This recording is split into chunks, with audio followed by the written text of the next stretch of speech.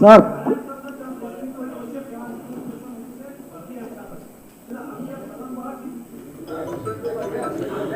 honorable member,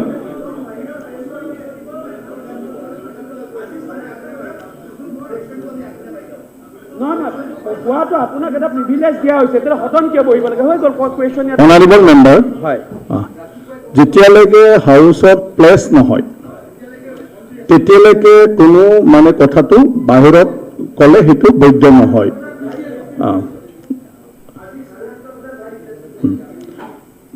কুৱেশ্যনাৰৰ বাদে কোনো উত্তৰ কোনেও পোৱা নাযায়। নহয়, মই কথাটো কৈছো যে কুৱেশ্যনাৰক যাহাতে তেওঁ সাপ্লিমেণ্টাৰী কৰিব পাৰে তাৰ কাৰণে ৰাতিত কুৱেশ্যনাৰকহে অকল যাৰ যি কুৱেশ্যন তাক উত্তৰটো দিয়া হৈ আছে, আৰু যিসকলৰ কুৱেশ্যন নাই তেওঁলোকৰ কোনো এনচাৰ ছাপ্লাই দিয়া নহয়।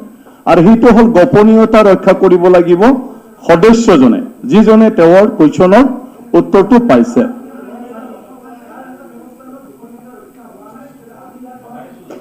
নহয়, সেইটোৰ কণ্টেম্প্ট অফ দ্য হাউচ নহয়, এইকাৰণে আপুনি উত্থাপন কৰিছে কাৰণে মই কৈছো, মইতো নাজানো কোন সদস্য ক'ত কি কৰিছে। না ডেফিনেটলি যদি হাউচে কয় আজিৰ পৰা কোনো কুৱেশ্যনাৰক মানে যেতিয়ালৈকে টেবুল নহয় তেতিয়ালৈকে উত্তৰটো দিয়া নহ'ব। নাপাব, যিহেতু আমাৰ কুৱেশ্যনাৰসকলে আপোনাৰ কিবাটো কি কয় চেক্ৰেচিটো কথা বাৰে বাৰে আমি অলপ অলপ কৈ আছো, নতুন বিধায়কসকলে অলপ নীতি নিয়ম শিকি ল'ব লাগে। বাহিৰত যিমান ডাঙৰ মানুহ নহওক সদনতটো নতুন, গতিকে শিকি ল'ব লাগে। মানে মন্ত্ৰী এজনে ইয়াতে নিদিয়ালৈকে সেইটো অফিচিয়েলি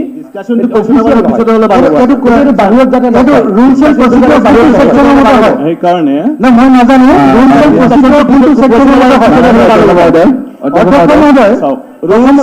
ৰুলছ এণ্ড প্ৰচিডিউৰ কোনটো ছেকশ্যনৰ মতে হয়। আপুনি কোনটো প্ৰেছ কনফাৰেন্স দিলে, যদি আপুনি দিছে আপুনি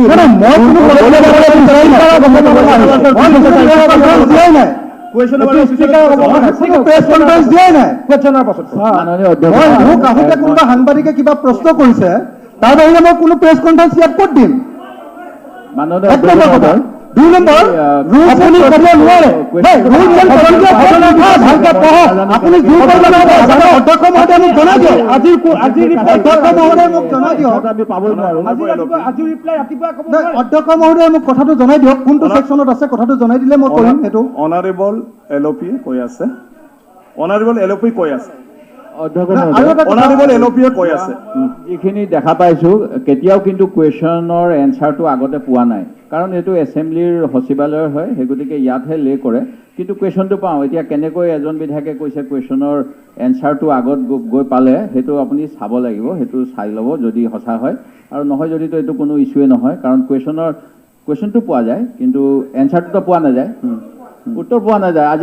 আজি এগৰাকী বিধায়কে কৈছে যে উত্তৰটো বাহিৰত টিভিত টেলিকাষ্ট হৈছে, এইটো আমি চাব লাগিব এইটো কথা।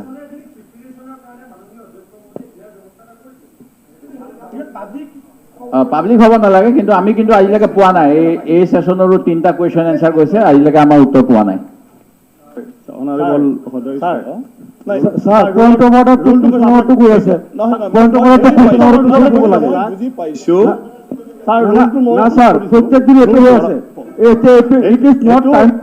এইটো হয় ছাৰ, আমাৰ যিটো No, no, sir, it is not time of point of order. Point of order to after question. এটি পৰম্পৰা এখন বিধানসভাৰ। এখন বিধানসভাৰ পৰম্পৰা কথা আপুনি উঠাব পাৰে। এটো এখন বিধানসভা কেতিয়া উঠাব পাৰে? আগতে আমি পইণ্ট অফ অৰ্ডাৰ হ'লে আমাকটো ক'বলৈ নিদিয়ে। পৰম্পৰা এলপি আজি ইমান সময় কেনেকৈ ক'বলৈ দিলে? পৰম্পৰা ভাল হয়। আমাকটো পইণ্ট অফ অৰ্ডাৰ উঠাবলৈ নিদিয়ে। নোৱাৰে। পাছত পইণ্ট অফ অৰ্ডাৰ উঠায়। আমাৰ কুৱেশ্যনৰ পাছত পইণ্ট অফ অৰ্ডাৰ উঠালে দলপতিয়ে কৈছে বাহিৰত ক'ব নোৱাৰে। সন্মানীয় সদস্যসকল, কুৱেশ্যন নাম্বাৰটো শেষ হ'ব দিয়ক, তাৰ পিছত আপোনালোকে ডিসকাস কৰক না। কুৱেশ্যন নাম্বাৰ শেষ হ'বলৈ দিয়ক। সন্মানীয় সদস্যসকল, মই জানো আপোনাৰ লাইনতে কৈ আছে, আপোনাৰ লাইনতে কৈ আছে। সন্মানীয় সদস্য, মই জানো ৰুলছ মই অলৰেডি ক্লিয়াৰিফিকেশ্যন দিছো হাউচত যে আমাৰ সদস্য আপুনি বহক নহয়, মই ক্লিয়াৰিফিকেশ্যন দিব খুজি আছো।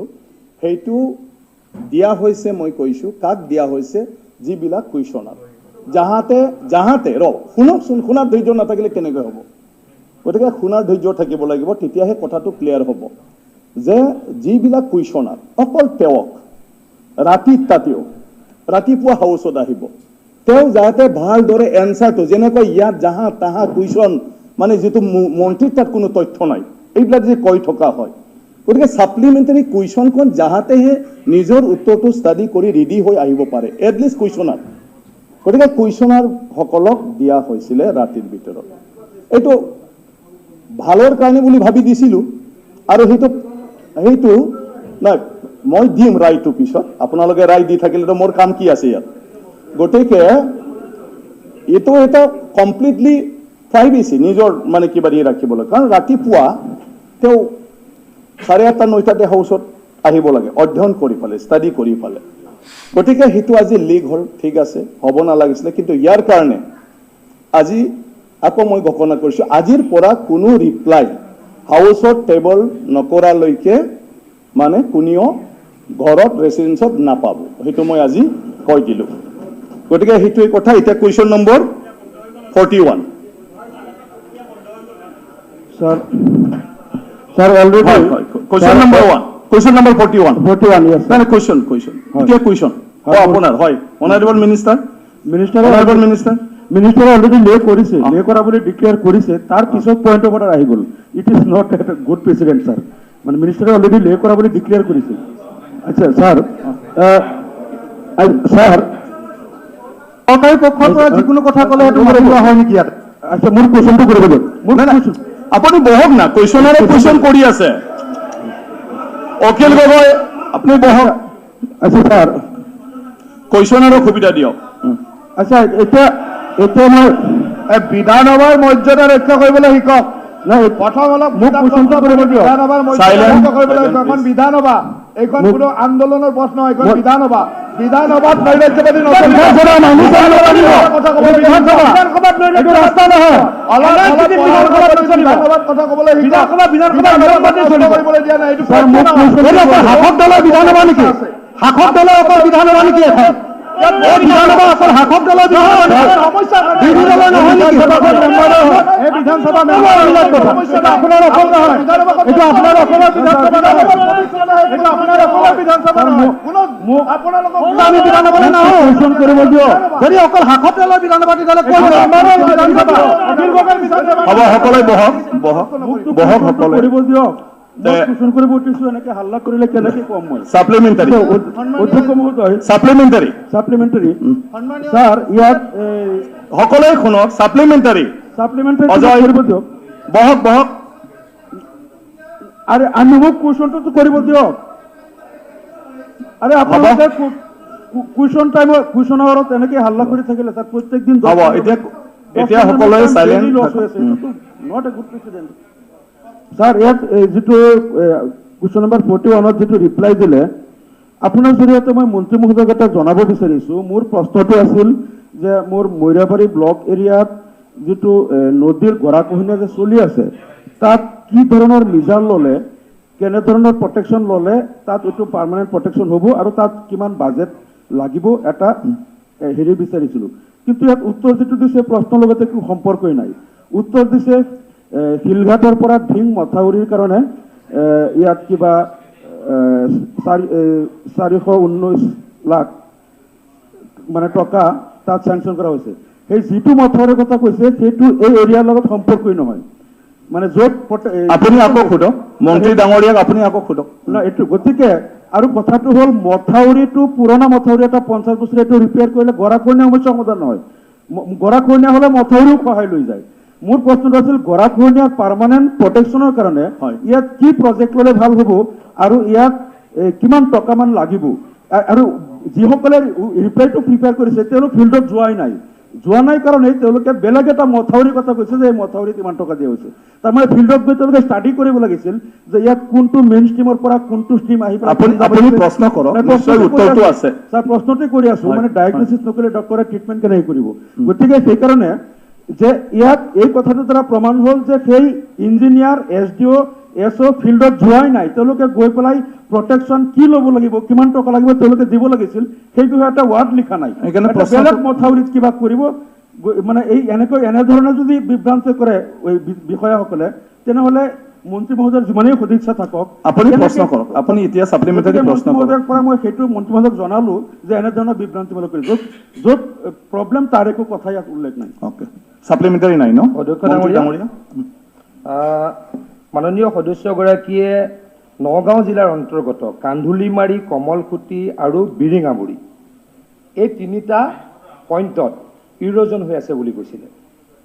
আৰু মৰিগাঁও জিলাৰ লেৰুৱামুখ, বৰচাপৰি, উলুবাৰী এই তিনিটা এলেকাত ইৰোজন হৈ আছে বুলি কৈছিলে। এই 6টা এলেকাৰ ভিতৰত 5টাত ইতিমধ্যে মাননীয় সদস্যগৰাকীক জনাব খুজিছোঁ টেম্পৰেৰী প্ৰটেকশ্যনৰ কাম শেষ হৈছে। আৰু কমলখুটি পইণ্টত 150 মিটাৰ ইৰোজন চলি আছে আৰু সেইটোত আমি কাম কৰিবলৈ ইতিমধ্যে নিৰ্দেশ দিছোঁ। অধ্যক্ষ ডাঙৰীয়া, মই অলপ তেখেতে কোৱা কথাখিনি মই কওঁ। 2টা প্ৰক্ৰিয়াৰে আমি ইৰোজন মেনেজমেণ্ট কৰোঁ। এটা হৈছে পাৰ্মানেণ্ট প্ৰটেকশ্যন, এটা হৈছে টেম্পৰেৰী প্ৰটেকশ্যন। এইকেইদিনত, বাৰিষাৰ কেইদিনত আমি অধ্যক্ষ ডাঙৰীয়া আমি পাৰ্মানেণ্ট মেজাৰত প্ৰটেকশ্যন নকৰোঁ। কিন্তু আমি এই মুহূৰ্তত অসমত প্ৰায় 104টা জাগাত আমি প্ৰটেকশ্যনৰ কাম চলাই ৰাখিছোঁ।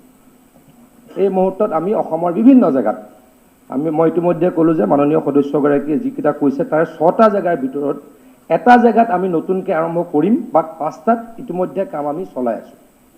ফ্লাড ডিলৰ কাৰণে আমি ইতিমধ্যে 21 কোটি টকা মোকলাই দিছোঁ। MNR কাৰণে এই বছৰ আমি 122 কোটি টকা আমি বাজেটত বিচাৰিছোঁ, ধাৰ্য কৰিছোঁ। মই আকৌ কৈছোঁ অধ্যক্ষ ডাঙৰীয়া, আমি 2টা প্ৰক্ৰিয়াৰে কাম কৰোঁ। এটা হৈছে পাৰ্মানেণ্ট নেচাৰৰ, এটা টেম্পৰেৰী নেচাৰৰ। মই যদিও 2 মাহ হৈছে জলসম্পদ বিভাগৰ মন্ত্ৰী হিচাপে দায়িত্ব লোৱা, এইখিনি সময়ত অসমৰ প্ৰত্যেকটো সমষ্টিলৈকে যাবলৈ চেষ্টা কৰিছোঁ। যদিও গোটেইখিনিত পৰা নাই, 40% মানহে হৈছে। অনাগত সময়ত গোটেইখিনিতে যাম। ক'ত কি সমস্যা আছে সেই বিষয়ে জানিব খুজিছোঁ। বানপানী আৰু গৰাখহনীয়া অসমৰ কাৰণে এটা অত্যন্ত ডাঙৰ সমস্যা। সেইকাৰণে আমাৰ দল, আমাৰ চৰকাৰ চিৰিয়াছ। কিন্তু মই আকৌ কৈছোঁ, অলপ চালি জাৰি চাই কাম কৰিব লাগে। আমি এইখিনি সময়ত যদি পাৰ্মানেণ্ট প্ৰটেকশ্যনৰ কাম কৰোঁ, যদি বাৰিষাৰ পানী হৈ আছে পাৰ্মানেণ্ট প্ৰটেকশ্যনৰ কাৰণে কাম কৰোঁ, তেতিয়া কি হ'ব, পানীয়ে বা সোঁতে আকৌ সেই জিঅ' বেগ হওক বা অন্যান্য যিসমূহ আমি ব্যৱস্থা কৰিম সেইখিনি উটাই লৈ যোৱাৰ সম্ভাৱনা থাকে। গতিকে আগতেও এই সিদ্ধান্ত আছিলে। তথাপিতো মই মন্ত্ৰী হিচাপে দায়িত্বভাৰ লোৱাৰ পাছত আমি কৈছোঁ যে বানপানীৰ সময়ত, বিশেষকৈ মে' মাহৰ পৰা এটলিষ্ট অক্টোবৰ মাহলৈকে আমি পাৰ্মানেণ্ট নেচাৰৰ কাম নকৰোঁ। গতিকে মাননীয় সদস্যগৰাকীয়ে যিটো কৈছে, মই উত্তৰটো তেখেতক চাগে দিব পাৰিছোঁ, যদি তেখেতে আৰু কিবা ভুল বুজা নাই।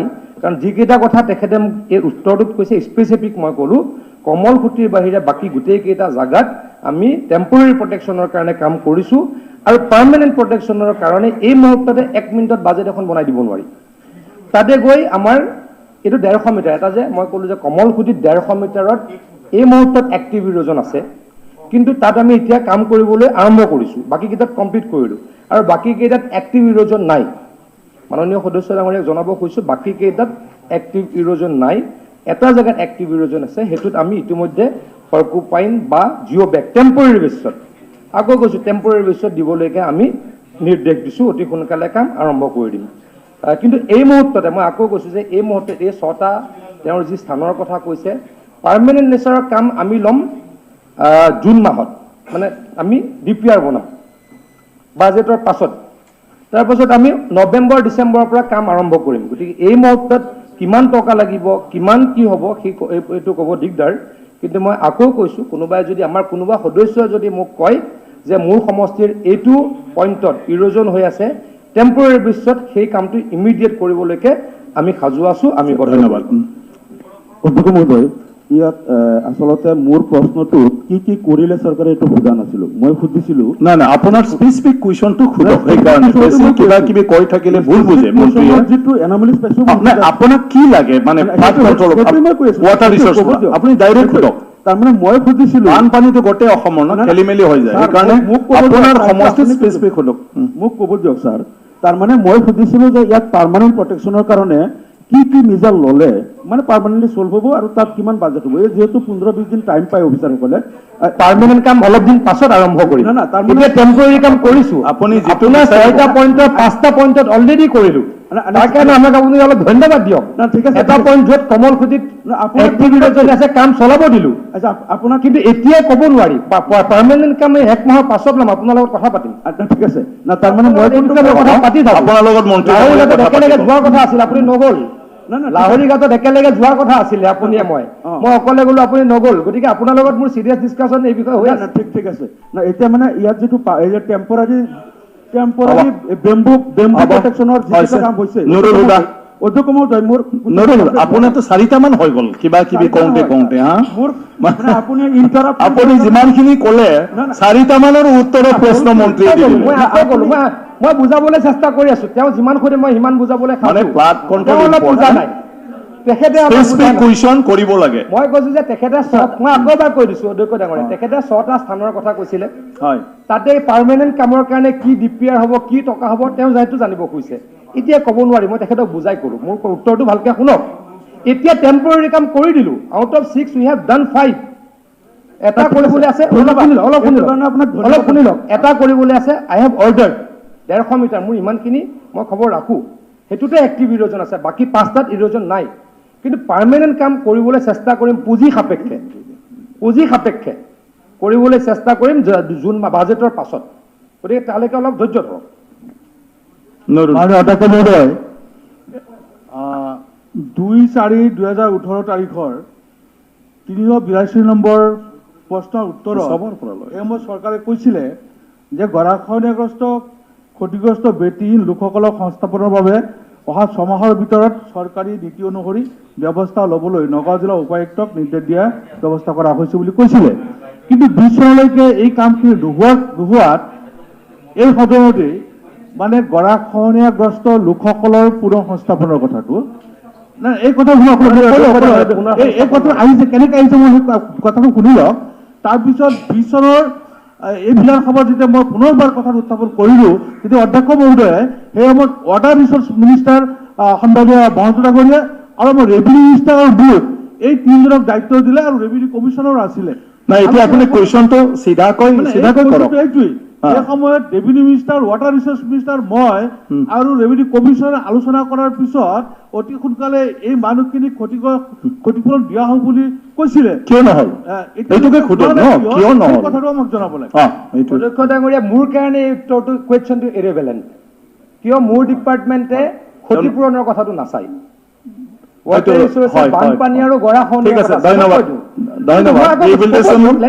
ৱাটাৰ ৰিচোৰ্চৰ কিবা তথাপিতো মাননীয় কেশৱ মহন্ত ডাঙৰীয়াই যিহেতু ৱাটাৰ ৰিচোৰ্চ ডিপাৰ্টমেণ্টৰ মন্ত্ৰী হিচাপে আপোনাক প্ৰতিশ্ৰুতি দিছিলে, তেতিয়া মই নাছিলোঁ, আপুনি অৱগত কৰিলে মোক। ৰেভিনিউ মিনিষ্টাৰ আৰু মই আপুনি বহি কি কৰিবলৈ পাওঁ চেষ্টা কৰিম, সদনত চেষ্টা কৰিম বুলি ক'ব পাৰোঁ। হ'ব, উত্তৰটো ডেফিনেটলি কৰিম বুলি ক'ব নোৱাৰোঁ, চেষ্টা ডেফিনেটলি। হ'ব, ধন্যবাদ। এতিয়া আসিফ নজৰ, চাচিকান্ত। নমস্কাৰ ছাৰ। আসিফ নজৰ। হয়, মাননীয় অধ্যক্ষ মহোদয়, পোনপ্ৰথমবাৰৰ বাবে এই বিধানসভাৰ মজিয়াত প্ৰশ্ন উত্থাপন কৰিব দিয়াৰ কাৰণে মই ধন্যবাদ জ্ঞাপন কৰিছোঁ। মাননীয় বিধায়ক আমিনুল ইছলাম ডাঙৰীয়াই যি প্ৰশ্ন উত্থাপন কৰিছিল তাৰ লগত সংগতি ৰাখি মই এটা প্ৰশ্ন সুধিব বিচাৰোঁ। যিহেতু তেখেতে মৰিগাঁও জিলাৰ কথা উত্থাপন কৰিছে, আমাৰ মৰিগাঁও জিলাত 3খন সমষ্টি আছে, তাৰ ভিতৰত লাহৰীঘাটত গৰাখহনীয়াৰ প্ৰকোপ সকলোতকৈ বেছি। এই লাহৰীঘাট সমষ্টিত 40টাৰ ওপৰৰ গাঁও এতিয়ালৈকে ব্ৰহ্মপুত্ৰৰ গৰাখহনীয়াৰ কবলত জাহ গৈছে আৰু এতিয়াও গৰাখহনীয়া চলিয়ে আছে। গতিকে এই গৰাখহনীয়া প্ৰতিৰোধ নকৰিলে এই লাহৰীঘাট সমষ্টি কেইবছৰমানৰ ভিতৰত নিশ্চিহ্ন হৈ যাব।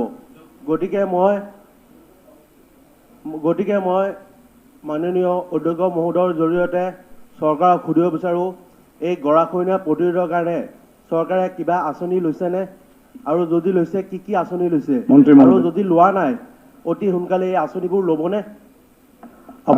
মাননীয় অধ্যক্ষ ডাঙৰীয়া, মই মাননীয় সদস্যগৰাকীৰ লগত তেখেতৰ সমষ্টি নিজে পৰিভ্ৰমণ কৰিছিলোঁ। অসমৰ দ্বিতীয়খন সকলোতকৈ বানবিধ্বস্ত জিলা হৈছে মৰিগাঁও, প্ৰথমখন হয়তো ধেমাজি, তাৰ পাছত বৰপেটা, তাৰ পাছত ধুবুৰী, চাউথ চালমৰা হয় দাদা, চাউথ চালমৰা ধুবুৰী মোৰ অলপ ডিফাৰেঞ্চিয়েট কৰিবলৈ অলপ দিগদাৰ, আপুনি ঠিক আছে। এতিয়া অধিক ডাঙৰীয়া, মই মৰিগাঁও জিলাৰ যদি বানপানীৰ কথা চাওঁ, মৰিগাঁও জিলাৰ বানপানী কিয় হয়, অকল তেখেতৰ সমষ্টিৰ উন্মুক্ত ব্ৰহ্মপুত্ৰৰ মথাউৰি নাই কাৰণ 13.5 কিলোমিটাৰ উন্মুক্ত কাৰণে। অধ্যক্ষ ডাঙৰীয়া, আমি বানপানী মুক্ত অসমৰ কথা কৈছোঁ, মাননীয় মুখ্যমন্ত্ৰী ডাঙৰীয়া এই ক্ষেত্ৰত খুব চিৰিয়াছ।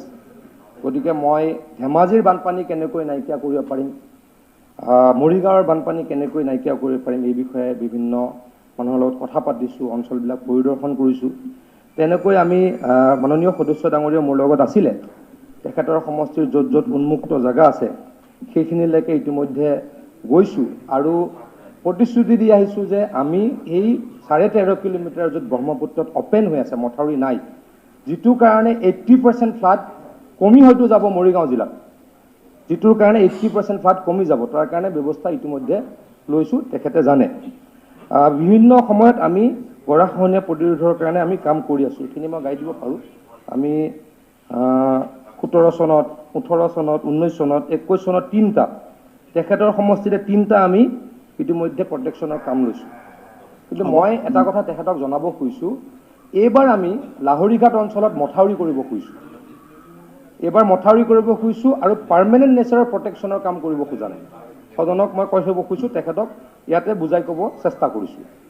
মানে অধ্যক্ষ ডাঙৰীয়া, বানপানী মুক্ত অসমৰ কাৰণে আমি চিৰিয়াছ হ'ব। কুৱেশ্যন মৰিগাঁও জিলাৰ 80% বানপানী তেখেতৰ সমষ্টিৰ 13 কিলোমিটাৰ মথাউৰি মাৰি দিলে হৈ যাব।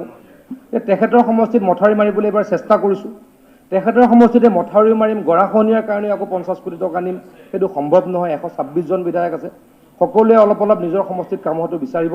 গতিকে এইবাৰ মই সদনক কৈছোঁ, তেখেতৰ সমষ্টিত মথাউৰি বনাম আৰু যিখিনি ইমিডিয়েট এক্টিভ ইৰোজন আছে সেইখিনিক টেম্পৰেৰী নেচাৰত আমি কণ্ট্ৰল কৰিবলৈ চেষ্টা কৰিম, পাৰ্মানেণ্ট কাম কৰিবলৈ তেওঁৰ সমষ্টিত অহা বছৰ আমি চেষ্টা কৰিম। ধন্যবাদ। ৰফিকুল ইছলাম।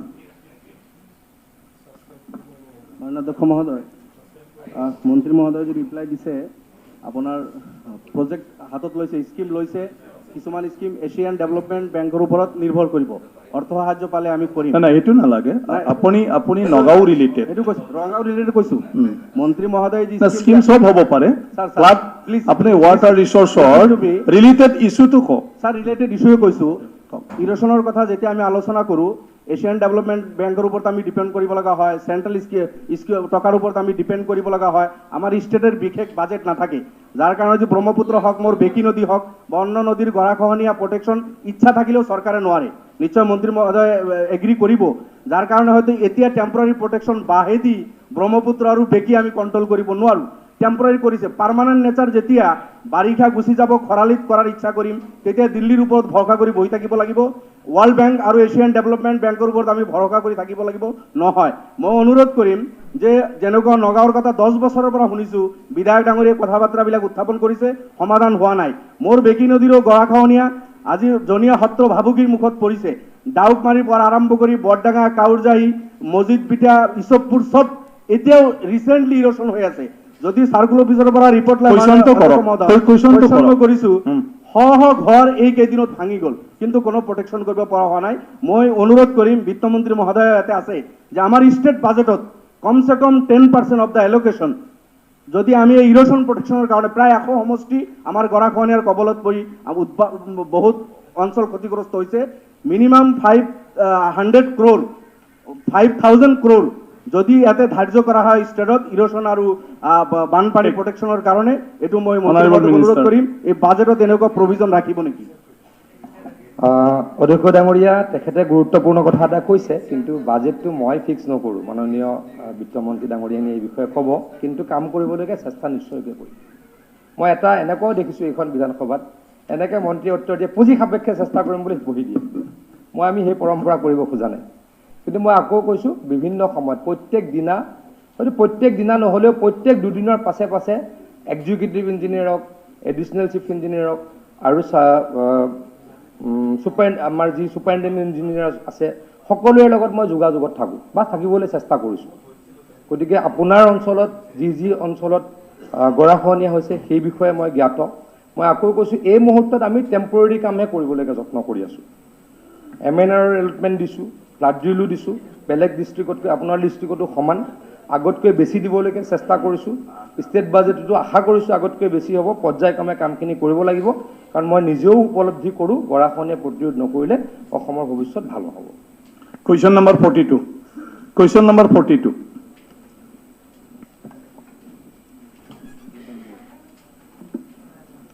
মাননীয় অধ্যক্ষ মহোদয়, মন্ত্ৰী মহোদয় উত্তৰ দিছে, স্পেচিফিক উত্তৰ দিছে, এইকাৰণে ধন্যবাদ। লগতে এটা ছাপ্লিমেণ্টাৰী আছে। বিজ্ঞাপনৰ ক্ষেত্ৰত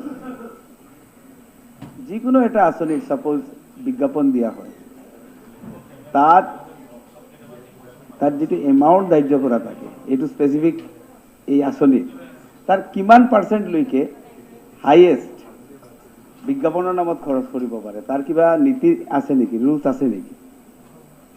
থেংক ইউ। ডাঙৰীয়া, বিজ্ঞাপনৰ কাৰণে যিটো বাজেট আছে গোটেইখিনিয়ে বিজ্ঞাপন, তাৰ কোনো বিজ্ঞাপনৰ টকা বেলেগ হেডলৈকে ডাইভাৰ্ট কৰা নহয়। Honorable নাই ৰূপক শৰ্মা। অধ্যক্ষ মহোদয়, বাতৰি কাকত বা সংবাদ মাধ্যম হৈছে গণতন্ত্ৰৰ চতুৰ্থ স্তম্ভ, আৰু এই স্তম্ভ ধৰি আহিছে আমাৰ সাংবাদিকসকলে। মই এটা আমাৰ প্ৰশ্ন মোৰ আছে মন্ত্ৰী মহোদয়, যিহেতু স্বাস্থ্যমন্ত্ৰী মহোদয় আহিছে। এই সাংবাদিকসকলে বিভিন্ন সময় আমি দেখা পাইছোঁ যে বিভিন্ন জটিল পৰিস্থিতিত তেওঁলোকে সংবাদ সেৱা কৰি আহিছে, আৰু বিশেষ এই ক'ভিডৰ সময়তো আমি দেখা পাইছোঁ যে এই ক'ভিডৰ সময়তো বহুত সাংবাদিক মৃত্যুমুখত পৰিছে, আক্ৰান্ত হৈছে। এই সাংবাদিকসকলৰ কাৰণে বিশেষ কিবা স্বাস্থ্য বীমা আঁচনি চৰকাৰে গ্ৰহণ কৰিছে নেকি, তেওঁলোকৰ বা তেওঁলোকৰ পৰিয়ালসকলৰ কাৰণে? Honorable Minister.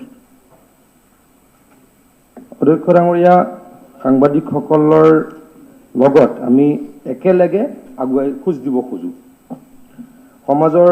সমাজখন গঠনত বা সমাজখনৰ কিছু বেয়া দিশ আঁতৰাবলৈ সাংবাদিকতা বা সাংবাদিকসকল আমাৰ কাৰণে অত্যন্ত গুৰুত্বপূৰ্ণ। এই বিষয়ে আমি খুব চিৰিয়াছ। গতিকে অধ্যক্ষ ডাঙৰীয়া, আগৰ চৰকাৰ দিনত আমিয়ে কেইটামান ৰুল আনিছিলোঁ যে সাংবাদিকসকলক পেঞ্চন দিব লাগে। আমাৰ আগৰ চৰকাৰে সিদ্ধান্ত লৈছিলোঁ, আগতে আমি 8,000 টকা পেঞ্চন দিছিলোঁ। এতিয়া আমি সেই পেঞ্চনক 10,000 টকা ইতিমধ্যে কৰাৰ সিদ্ধান্ত লৈছোঁ। অধ্যক্ষ ডাঙৰীয়া, আমি সাংবাদিকসকল যিখিনি এক্ৰিডেটেড সাংবাদিক, তেখেতলোকৰ যদি পৰিয়ালৰ বা তেখেতৰ বেমাৰ হয়, হস্পিটেলত চিকিৎসা কৰাৰ পাছত ৰিএম্বাৰ্চমেণ্টৰ সুবিধা আছে। হস্পিটেলত যিখিনি খৰচ হ'ল সেইখিনি তেখেতলোকে পাই যায়।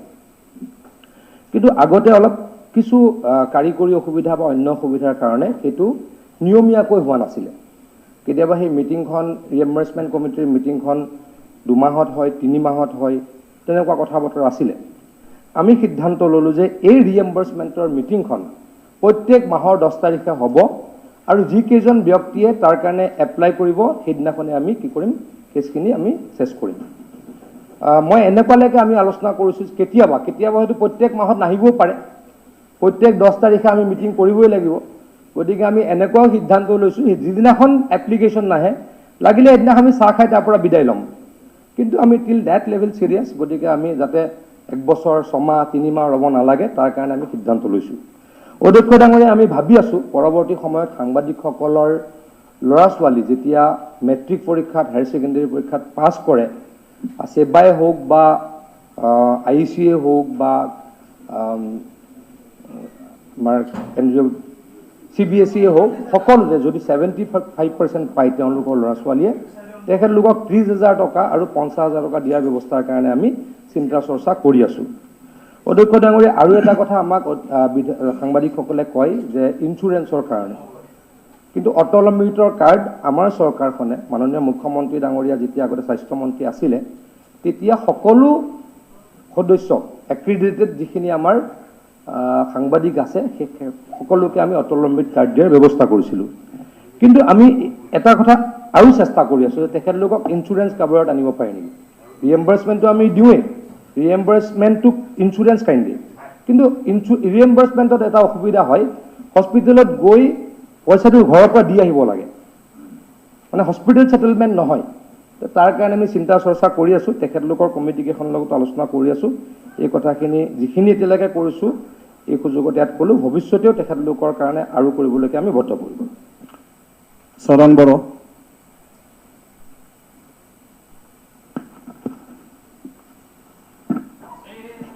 স্পীকাৰ ছাৰ, ইয়াত যিখিনি নিউজ পেপাৰ পঞ্জীয়নভুক্ত তালিকা দিছে, ইয়াত অসমীয়া কাকত 13খন দেখা পাইছোঁ, ইংৰাজী কাকত 9খন পাইছোঁ, বাংলা 6খন আৰু হিন্দী 6খন। কিন্তু আমি জানো যে আমাৰ এলেকাত আজিকালি বড়ো নিউজ পেপাৰ বহুতে চলে। তো তাৰ কাৰণে ইয়াত যিহেতু বড়ো নিউজ পেপাৰ দেখা নাই, তাৰ কাৰণে গভমেণ্টৰ যিমানখিনি এডভাৰটাইজমেণ্ট এইখিনিও যদি দিয়ে, তালিকাত দেখা নাই কিন্তু। হ'ব কৰে, মই জানো আছে ডেফিনেটলি। আপুনি মোক এবাৰ মোৰ যদি চেম্বাৰত লগ ধৰে এই বিষয়ে আপোনাক বিস্তৃতভাৱে জনাই দিম। হ'ব দেখিলোঁ মই ইয়াত 3টামান আছে আৰু বহুত আছে, যদি এইবিলাকো দিয়াৰ অনাৰেবল ব্যৱস্থা মিনিষ্টাৰ, ভাল হয়। মানে এডভাৰটাইজমেণ্টটো বড়ো বাতৰি কাকতবিলাকতো। অধ্যক্ষ ডাঙৰীয়া, মই তেখেতৰ উত্তৰটো দিবই পাৰিম। এই মুহূৰ্তত 3খন বড়ো পেপাৰক আমি এডভাৰটাইজমেণ্ট দি আছোঁ, আৰু এডভাৰটাইজমেণ্ট বহুৱাৰ কথা কৈছিল। কি ক'লে নেক্সট? মানে সকলো এডভাৰটাইজমেণ্টত যাতে বড়ো ভাষাৰ কাকততো যায়। দিয়া আছে, অলৰেডি দিয়া আছে, 3খনক অলৰেডি দিয়া হৈছে। কমলক্ষ মাননীয় অধ্যক্ষ মহোদয়, মন্ত্ৰী মহোদয়ৰ উত্তৰত পালোঁ অসমীয়া কাকতত 13খনত দিয়া হয়, ইংৰাজী কাকতত 9খন, বাংলাত 6খন আৰু হিন্দীত 4খন। অধ্যক্ষ মহোদয়, মোৰ প্ৰশ্নটো এনেকুৱা আছিলে যে মাননীয় মন্ত্ৰী মহোদয় জানে যে বৰাকৰ অফিচিয়েল লেংগুৱেজটো বাংলা, সেইটো কাৰণে যিবোৰো এডভাইজমেণ্ট দিয়া হয় আমি চাইছোঁ কেতিয়াবা বেংগলীত দিয়া হয়, অধিকাংশ সময়ত অধ্যক্ষ মহোদয় বেলেগ লেংগুৱেজত যায়। এইটো কাৰণে মই মন্ত্ৰী মহোদয়ক অনুৰোধ কৰিম আগন্তুক দিনত যেতিয়া যায় তেতিয়া বেংগলী লেংগুৱেজত এই বেংগলী পেপাৰ যাব লাগে। ছেকেণ্ডলি মই এটা অনুৰোধ কৰিম অধ্যক্ষ মহোদয় যে আমাৰ 6খন পেপাৰ আছে, বেংগলী পেপাৰ আছে, কেতিয়াবা আমি চাওঁ যে 2খন পেপাৰত এডভাইজমেণ্ট দিলে, 4খন পেপাৰত এডভাইজমেণ্ট নিদিলে। এইটো কাৰণে সিহঁতৰ মাজত এটা কাজিয়া হৈছে। এইটো কাৰণে যেতিয়া এনলিষ্টেড যেতিয়া আছে 6খন পেপাৰত যাব লাগে। আৰু লাষ্টলি এটা অনুৰোধ, কালি আমি চাইছিলোঁ মাজত কিবা হৈছিল, এই কথাটো চেছ কৰি দিব লাগে যাতে আমাৰ এটা অনাৰেবল মিনিষ্টাৰ। দেৱপ্ৰকাশ, প্ৰথম কথা হ'ল বেংগলী মাধ্যমত আমি দিওঁ আৰু সেইটোত আৰু চিৰিয়াছ হ'ম। তেখেতৰ উত্তৰটোত আপুনি সন্তুষ্ট হৈছেনে? বেংগলী ভাষাত আমি এড দিওঁ, ক'ৰবাত যদি অসমীয়াত যায়, অসমীয়াত যালে বাৰু ইমান বেয়া পাব নালাগে, কিন্তু ঠিক আছে কিন্তু বৰাকৰ পেপাৰত বেংগলী মাধ্যমত দিবলৈকে চেষ্টা কৰিম বা চিৰিয়াছ হ'ম। ছেকেণ্ড, তেখেতে ক'লে যে এডভাৰটাইজমেণ্ট কোনোবা পেপাৰত পায়, কোনোবা পেপাৰত নাপায়। এটা কথা ডেফিনেটলি হয় যে কোনোবা পেপাৰ কম চলে, কোনোবা পেপাৰ বেছি চলে, কিন্তু আমি সকলোকে দিবলৈকে চেষ্টা কৰোঁ। এইবাৰ আগতকৈ বাজেটো বঢ়াবলৈকে চেষ্টা কৰিছোঁ, আপোনালোকৰ কাৰণে ভাল খবৰ। আগতকৈ বাজেটো বঢ়াবলৈ চেষ্টা কৰিছোঁ এডভাৰটাইজমেণ্টৰ, আমাৰ কাৰণে ভাল খবৰ। গতিকে সেইটোও চিন্তা কৰিব নালাগে, সেইখিনিও চিন্তা কৰিম। আৰু 3 নম্বৰ যিটো কথা কৈছে সেইটো উত্তৰো এতিয়া আপুনি আৰু সদনত আনিবই নালাগিছিল, কালি এইটো আমি ছল্ভ কৰিছোঁ। 43, question number 43.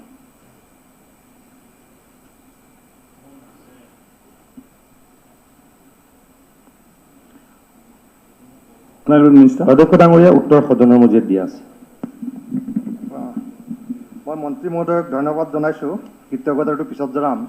প্ৰশ্নৰ উত্তৰ যথেষ্ট আশা লৈ আহিছে।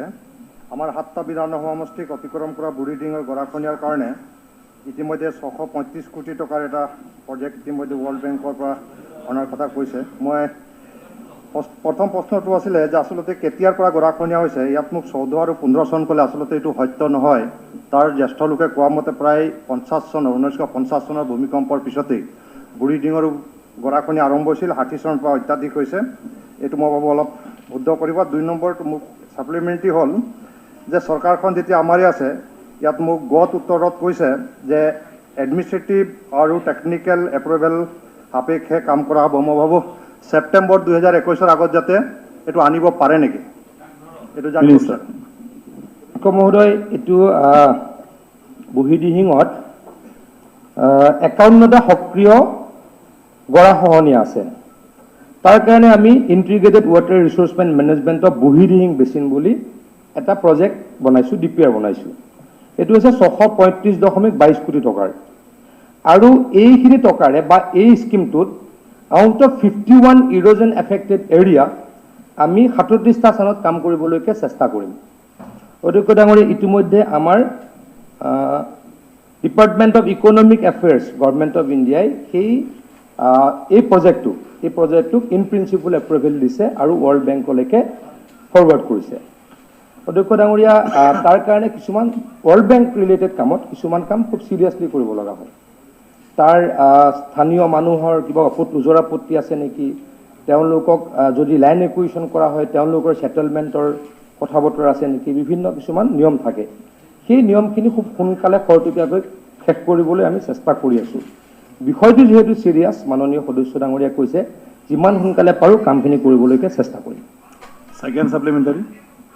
অধ্যক্ষ মহোদয়, মোৰ আৰু এটা ছাপ্লিমেণ্টৰী আছে যে গৰাখহনীয়া সাধাৰণতে নদী কাষৰীয়া মানুহে জানে যে কেতিয়া হয়, ডিপাৰ্টমেণ্টে জানে নাজানো মই নাজানো, কিন্তু যেতিয়া পানী ভৰ্তি হোৱাৰ পিছত কমে তেতিয়া লাহেকৈ ইৰোশ্যনটো বহুত বেছি হয়।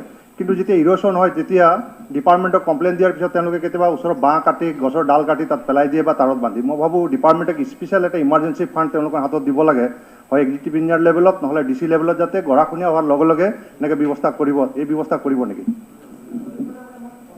প্ৰথম প্ৰশ্নটোতে কৈছিলোঁ আমিনুল ইছলাম ডাঙৰীয়াৰ প্ৰশ্নটোৰ উত্তৰত যে টেম্পৰেৰী প্ৰটেকশ্যনৰ কাম আৰু পাৰ্মানেণ্ট প্ৰটেকশ্যনৰ কাম।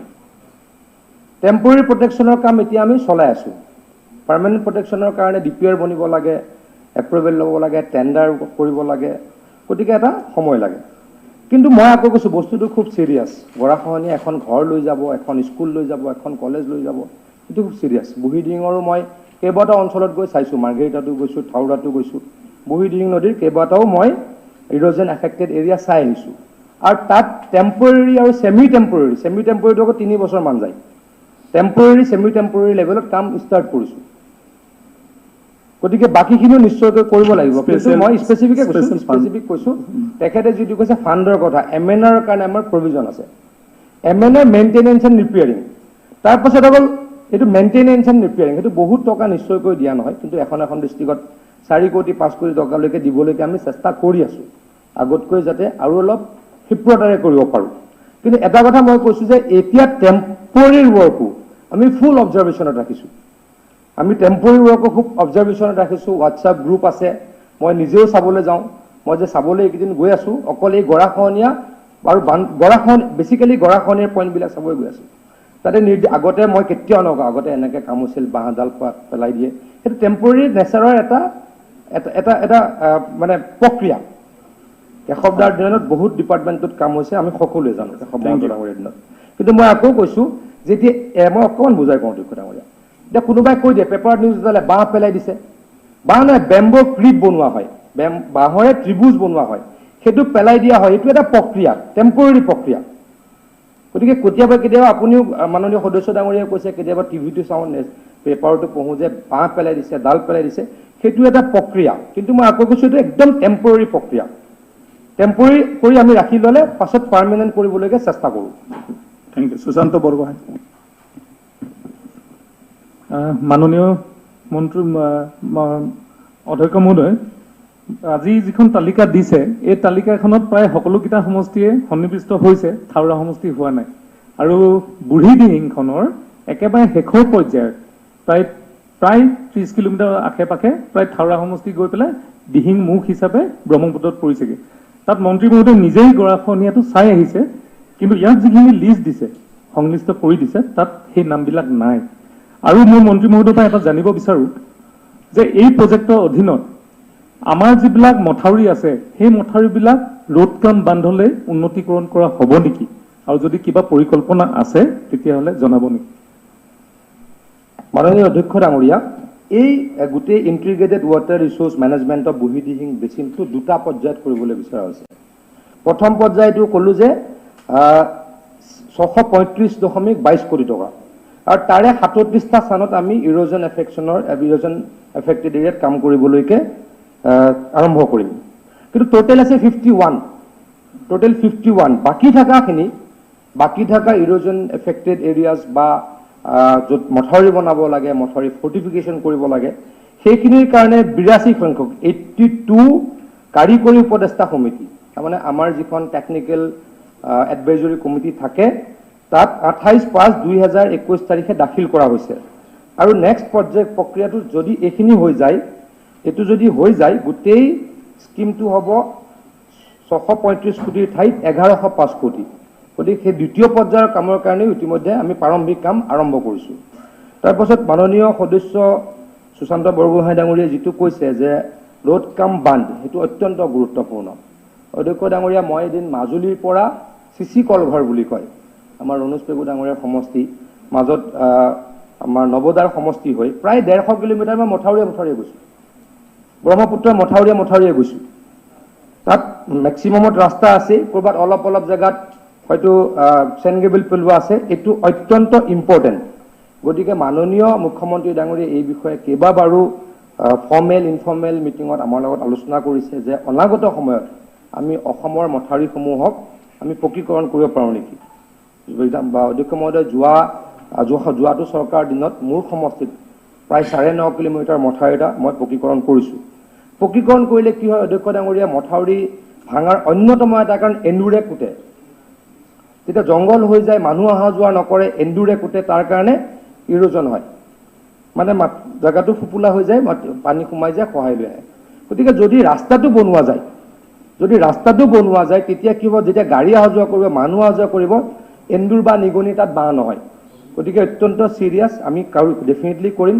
মাননীয় মুখ্যমন্ত্ৰী ডাঙৰীয়াকো মই ইতিমধ্যে অনুৰোধ কৰিছোঁ, তেখেতেও বহুত চিৰিয়াছ, তেখেতে মোক কেইবাৰ নিৰ্দেশনা দিছেও।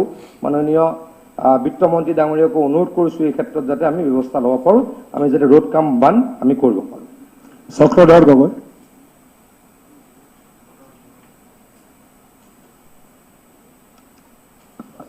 মাননীয় অধ্যক্ষ মহোদয়, মই প্ৰথমতে আমাৰ জলশক্তি বিভাগৰ মাননীয় মন্ত্ৰী তেখেতক আমি ধন্যবাদ জনাইছোঁ যে তেখেতে আজি কিছুদিনৰ আগত চাবুৱাৰ গুইজান ঘাটৰ পৰা সুদূৰ বগীবিললৈকে এখন উন্মুক্ত পানী জাহাজৰ যোগেদি আমাৰ সতীৰ্থসকলৰ সৈতে গোটেই ভ্ৰমণ কৰি এলেকাটোৰ গৰাখহনীয়া সম্পৰ্কত বুজ লৈছে। কিন্তু আজি যিহেতুকে কুৱেশ্যনটো ব্ৰহ্মপুত্ৰ ৰিলেটেড নহয়, দিহিং ৰিলেটেড হয়। আৰু মাননীয় অধ্যক্ষ মহোদয়, আপুনি নিশ্চয় জানে যে উজনি অসমৰ দুখন নদী আমাক বছৰ বছৰ ধৰি ধুৱাই আহিছে। সেই নৈ দুখনৰ নাম হৈছে এখন ব্ৰহ্মপুত্ৰ, মহাবাহু আৰু আমাৰ দিহিং নদী।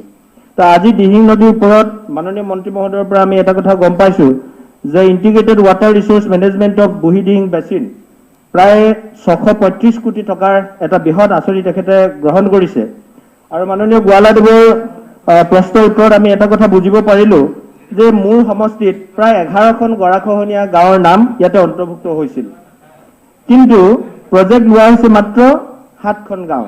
তাৰমানে প্ৰায় 5.83 কিলোমিটাৰ প্ৰপ'জ কৰা হৈছিল আৰু ইয়াতে গাঁও ধৰা হ'ল 3.8 কিলোমিটাৰ বাবে, মানে সিমানখিনি মথাউৰি মোৰ বনিব। এতিয়া কুৱেশ্যনটো কৰক। মোৰ কুৱেশ্যনটো হৈছে যে বাকী থকা অংশ, এই অংশ মাননীয় মন্ত্ৰী মহোদয়ে বনোৱাৰ ব্যৱস্থা কৰিব লাগে। আৰু এটা ডাঙৰ সমস্যা হৈছে যে ব্ৰহ্মপুত্ৰৰ কথাটো ইয়াত যিহেতুকে হোৱা নাই, কিন্তু তেখেতে জানে যে ব্ৰহ্মপুত্ৰৰ যিটো সমস্যা, সেই সমস্যাখিনি যাতে ভৱিষ্যতে নিৰাময় কৰিবলৈ তেনেকুৱা ব্যৱস্থা ল'বনে নাই, এই কথাখিনি আমাক জনালে ধন্যবাদ। মাননীয় অধ্যক্ষ ডাঙৰীয়া, তেখেতৰ সমষ্টিও আমি পৰিভ্ৰমণ কৰিছিলোঁ। তেখেতৰ সমষ্টিত বুঢ়ী দিহিঙত যিখিনি কাম এইবাৰ লোৱা হৈছে, মই কৈছোঁ যে আমি দুটা ফেজত কাম কৰিছোঁ, ইতিমধ্যে মই জনাইছোঁ। ছেকেণ্ড ফেজত আপোনাৰ কাম নিশ্চয়কৈ থাকিব, এই বিষয়ে আপোনাক অৱগত কৰিছোঁ। লাষ্ট ফেজ একেলগে কৰিম। তাৰপাছত তেখেতৰ সমষ্টিত ব্ৰহ্মপুত্ৰত প্ৰায় 12 কিলোমিটাৰ দুটা ষ্টেজত, ব্ৰহ্মপুত্ৰত চাগে 7 কিলোমিটাৰ আছিলে, 7 কিলোমিটাৰ উন্মুক্ত, সেইখিনি কৰিম বুলি তেখেতক আমি প্ৰতিশ্ৰুতি দি আহিছোঁ। গতিকে অতি সোনকালে সেইখিনি কাম কৰিম। তেখেতৰ সমষ্টিটো অধ্যক্ষ মহোদয় 12 কিলোমিটাৰ মথাউৰি বনাই দিলে মৰাণ সমষ্টিৰ বানপানী নাইকিয়া হৈ যাব। গৰাখহনীয়া ইজ এ ছেপাৰেট থিং, গৰাখহনীয়াটো বেলেগ, বানপানীটো বেলেগ। বানপানী মথাউৰিৰে ৰাখিব পাৰি। গতিকে তেখেতৰ সমষ্টিৰ মোৰ যিটো চাই পেলাই মই যিখিনি পাইছিলোঁ, যে দুটা ষ্টেজত 12 কিলোমিটাৰ মথাউৰি বনাব লাগে, তাৰে ব্ৰহ্মপুত্ৰৰ 7 কিলোমিটাৰ আৰু বুঢ়ী দিহিং নদীত 5 কিলোমিটাৰ, সেইখিনি নিশ্চয়কৈ বনাবলৈ অনাগত সময়ত চেষ্টা কৰিম। ধন্যবাদ। দিগন্ত কলিতা। বুঢ়ী দিহিংটো এইফালে নহয়, নহ'লেও মানে এটা মই জেনেৰেল সমস্যাৰ কথা কৈছোঁ। আজি স্পীকাৰ মহোদয়ক মই কৈছোঁ বুৰিডিং নহয়, কিন্তু সমস্যাটো এই ৱাটাৰ ৰিচোৰ্চৰ ওপৰত মোৰ ডাইৰেক্ট কুৱেশ্যনটো কৰক। সূক্ষ্ম জ্ঞানেৰে মই 3টা কথা মন্ত্ৰী মহোদয়ৰ আগত মই অৱগত কৰিব বিচাৰিছোঁ। এটাই কওক।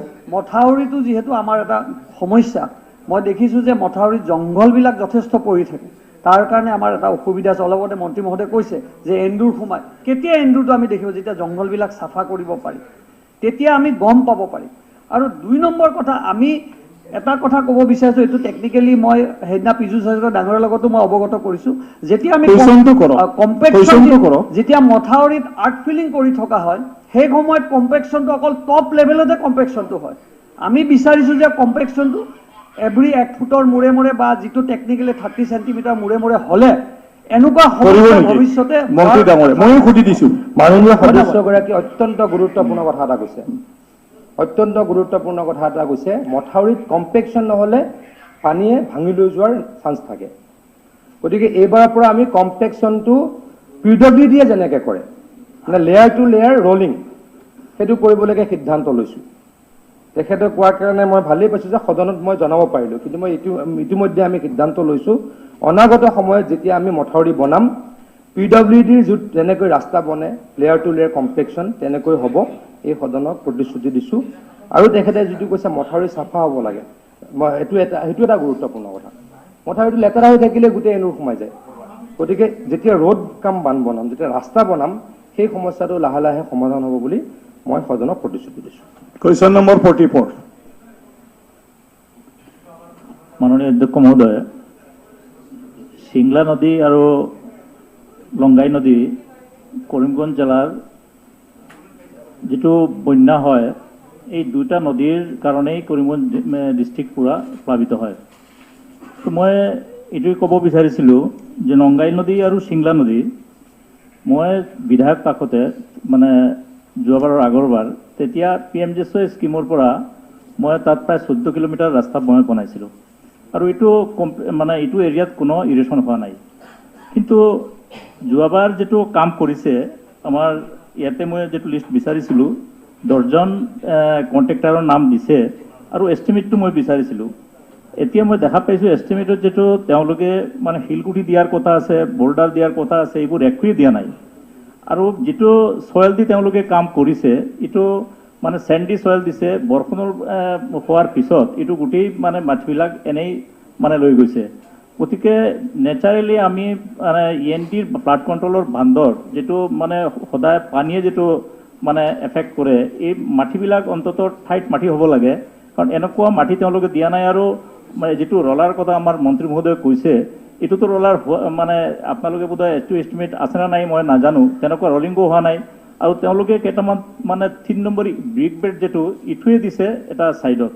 গতিকে মই মন্ত্ৰী মহোদয় এইটো ক'ব বিচাৰিছোঁ যে আপুনি কাইণ্ডলি আমাৰ কৰিমগঞ্জ ডিষ্ট্ৰিক্টৰ এইটো আমাৰ ইঞ্জিনিয়াৰ আছে, তেওঁক অলপ কৈ, যিটো ইয়াত দেখিছোঁ যে কিছু 2-3টা স্কিম 100% ইউটিলাইজেশ্যন হৈছে, আৰু বাকী 50%, 60% তেনেকুৱা হৈছে।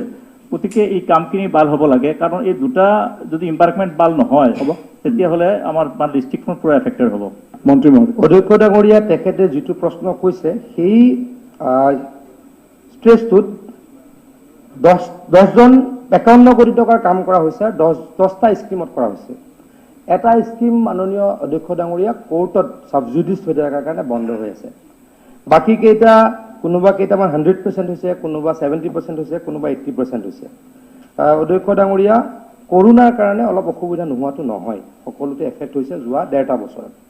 কিন্তু আমি এনেকৈতো বানপানীৰ সময়ত আমি এইবাৰ কি কৰিব খুজিছোঁ, আমাৰ যিখিনি পাৰ্মানেণ্ট প্ৰটেকশ্যনৰ কাম আমি 3 মাহ দিওঁ বা 4 মাহ দিওঁ, মানে ব্ৰহ্মপুত্ৰ নদী PWD ৰাস্তা এটা বা বিল্ডিং এটা এই বছৰ আধা হ'ল, নেক্সট বছৰো কৰিব পাৰি।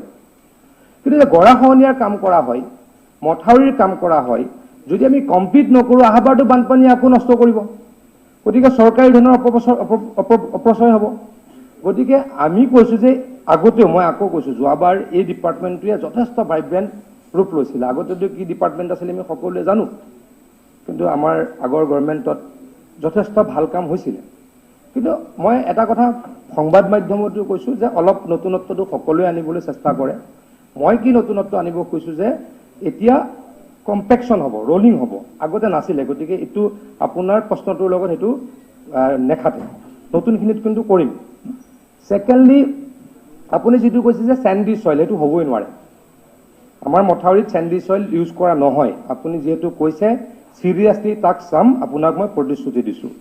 থাৰ্ড কথাটো আকৌ ক'ব খুজিছোঁ যে আমাৰ ৱাটাৰ ৰিচোৰ্চ ডিপাৰ্টমেণ্টৰ যিসকল ঠিকাদাৰ আছে তেখেতলোকক অহা 23 তাৰিখে আমি গুৱাহাটীলৈকে মাতি আলোচনা কৰিব বিচাৰিছোঁ। আগতেই কৰিব লাগিছিলে, ক'ভিডৰ কাৰণে কৰিব পৰা নাই।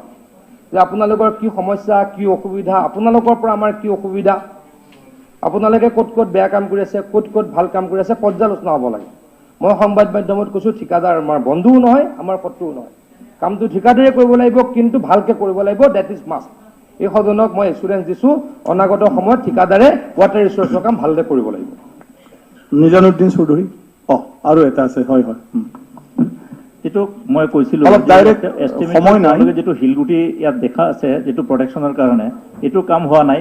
আৰু এটা মানে কাইণ্ডলি মন্ত্ৰী মহোদয়ে ক'ব যে যিটো এই যিটো ENT প্লাটফৰ্মৰ যিটো বান্ধ আছে, এতিয়া যেনেকুৱা মানে তেওঁলোকে ব্ৰেড দি বনাইছে, এইটো মানে ৰাস্তাৰ নিচিনাই হৈছে, কিন্তু তাতে ওপৰত বোধহয় মানে 4 ইঞ্চি চেণ্ড কেবল দিয়াৰ কথা আছে, কিন্তু এইটো বোধহয় হোৱা নাই। এটা যিটো কমপ্লিট হৈছে তাতেও হোৱা নাই। আৰু মানে এই ৰাস্তাটো যদি পকা ৰাস্তা বনাই দিয়ে, যিটো মাননীয় মুখ্যমন্ত্ৰীয়ে যিটো কৈছে, গতিকে যদি এইটো পকা ৰাস্তা বনাই দিয়ে তেতিয়া এটা বাষ্ট এৰিয়াৰ মানে উন্নতি হ'ব আৰু বানটো প্ৰটেকশ্যন হ'ব। মাননীয় অধ্যক্ষ ডাঙৰীয়া, মই ইতিমধ্যে কৈছোঁ যে অনিয়ম কৰিবলৈ কাকো দিয়া নহ'ব, ডেট ইজ মাষ্ট। নিজানুদ্দিন, আপোনাৰ যিটো কাম স্পেচিফিক কামৰ বিষয়ে কালিও মই কথা পাতিছোঁ, আপোনাৰ লগত আকৌ কথা পাতিম। ভৱিষ্যতে ময়ো নিজে যাম, আমাৰ টীম যাব, চিৰিয়াছলি কামটো ইমপ্লিমেণ্ট হয় নহয় ডেফিনেটলি চাম। মাননীয় অধ্যক্ষ মহোদয়, মোৰ সমষ্টি চিংলা আৰু লংগাই নদীৰ লগত মোৰ এটা নদী আছে, জিতা নদী। কুৱেশ্যনটো কৰক, কৈ ফালে। আৰু এই নদীৰ কাৰণে কমচে কম 5টা জিপি পানী নিচত আছে। এইটো কুৱেশ্যনৰ লগত আছে, আছে কৈ দিয়া। পানী নিচত আছে, কমচে কম 50,000 বিঘা মাটি পানী নিচত আছো। আমাৰ মন্ত্ৰী মহোদয়ৰ লগত ফিজিকেলি মই দেখা কৰিছোঁ, আৰু বিভাগৰ অফিচাৰ বিলাকো তাতে উপস্থিত হৈছে। কিন্তু আমাৰ কথা হ'ল এই নদীটো খনন কৰিব লাগে। আমি যোৱা টাইমতো এই পবিত্ৰ সদনত এই নদীৰ কাৰণে কুৱেশ্যনটো কৰক, সময় নাই, কুৱেশ্যনটো কৰা, কি লাগে? এতিয়া আপোনাৰ জৰিয়তে মন্ত্ৰী মহোদয়ক মই ক'ব বিচাৰিছোঁ যে এই জিজা নদীটো খনন কৰিব পাৰিব নি, আৰু এই নদীৰ ওপৰত কমচে কম 6 জেগাত মাছ মাৰাৰ কাৰণে বান্ধি ৰাখিছে। আগতে ডিচি এইটো উঠাই দিছিলে, কিন্তু আজিৰ দিনতো বন্ধ কৰি ৰাখিছে। এইটো মন্ত্ৰী মহোদয়ে কিবা মন্ত্ৰী ডাঙৰীয়া, ব্যৱস্থা ল'ব নি, জানিব বিচাৰিছোঁ। অধ্যক্ষ ডাঙৰীয়া, মাননীয় সদস্যগৰাকীৰ লগত মোৰ নিকট সম্পৰ্কীয়, পলিটিকেল নহয়, ব্যক্তিগত, পলিটিকেল নহয়। দুইজনে তেওঁৰ লগত মোৰ কথা হৈয়ে থাকে। তেওঁৰ সমস্যা কি কি আছে ডেফিনেটলি ভালদৰে চাই দিম। যাৰ ভাল তেওঁলোকে বাহিৰতে কুৱেশ্যন কৰি ল'লে ভাল, বাকীখিনি হাউচত সুবিধা লাগিব। কমলক্ষ, কমলক্ষটো ভাল দেখি আছো, আহি বহি থাকে ইয়াতে, এইফালতকৈ এইফালে বেছি বহে। আমাৰ ৰিলেশ্যনটো ভাল। স্যাৰ, মাননীয় অধ্যক্ষ মহোদয়, আমাৰ 2টা প্ৰধান নদী কুশিয়াৰা নৈ আৰু লংগাই নৈ। এই 2টা নৈ আমাৰ কৰিমগঞ্জৰ মেইন 2টা নৈ। কথাটো হৈছে অধ্যক্ষ মহোদয়, এই যে কুশিয়াৰা নৈ যিটো আছে, এইটো দি আমাৰ আগতে এক্সপৰ্ট ইম্পৰ্ট হৈছিল, বাংলাদেশৰ পৰা জাহাজ আহিছিল, গৈছিল, মানে পুৰা একদম আহিছিল। ইভেন কি নদী হৈ কুশিয়াৰালৈ আমাৰ কলকাতাৰ পৰা খাদ্য সামগ্ৰী আহিছিল। আজিকালি নহয় এইখিনি বস্তু, নহয় এইটো কাৰণে নহয় অধ্যক্ষ মহোদয়, এই ড্ৰেজিং হোৱা নাই। আমাৰ ইকনমিটো নিৰ্ভৰ কৰে 2টা এই কুশিয়াৰা নৈৰ ওপৰত। এইটো কাৰণে মন্ত্ৰী মহোদয়ক মই অনুৰোধ কৰিম, কেইদিনমান আগতে আমাৰ চেন্ট্ৰেল গভৰ্ণমেণ্টৰ লগত কিবা এগ্ৰিমেণ্ট হৈছিল, লাইমষ্টোনৰ এটা কৈছিল জাহাজ আহিব, কিন্তু আহিছে এটা বোট আহিছিল। এইটো কাৰণে তাৰপিছতে হোৱা নাই বস্তুটো, কাৰণ জাহাজ আহিব জাহাজৰ মন্ত্ৰী নহয়। মন্ত্ৰী মহোদয়ক মই অনুৰোধ কৰিম যে ড্ৰেজিং কৰি কেনে অন্তত এক্সপৰ্ট ইম্পৰ্ট বা খাদ্য সামগ্ৰী যদি আহিব পাৰে। সন্মানীয় মন্ত্ৰী, অধ্যক্ষ ডাঙৰীয়া, উত্তৰটো একচুৱেলি পাটোৱাৰী ডাঙৰীয়াই ভালকৈ দিব পাৰিব, তথাপিতো মই অলপ কৈ থওঁ। আমি ৱাটাৰ মেনেজমেণ্ট কৰোঁ, ইৰোজন মেনেজমেণ্ট কৰোঁ, জাহাজ চলাই দাদাই, জাহাজ চলাই পাটোৱাৰী দাই, আৰু ক্ষতিপূৰণ দিয়ে যোগেন মোহন ডাঙৰীয়াই। গতিকে অলপ বেলেগ বেলেগ, তথাপিতো মই কওঁ অধ্যক্ষ ডাঙৰীয়া, আমি অসমৰ কিছুমান নদীত ড্ৰেজিঙো কৰিব লাগিব, বিশেষকৈ পাহাৰৰ পৰা নামি অহা নদীবিলাক। পাহাৰৰ পৰা নদী অহা নামিবিলাকত খুব বেছি চিলটেশ্যন হয় আৰু নদীখন দেখাই পোৱা নাযায়। আমি যদি উত্তৰ অসমত যাওঁ মানে জীয়াভৰলীৰ পৰা আমি জোনাইলৈ যালে এনেকুৱা বহুত নদী দেখা পাম ক'তো পানী নাই, মাত্ৰ দলংখন থকাৰ কাৰণেহে তাত এখন নদী আছে যেন লাগে।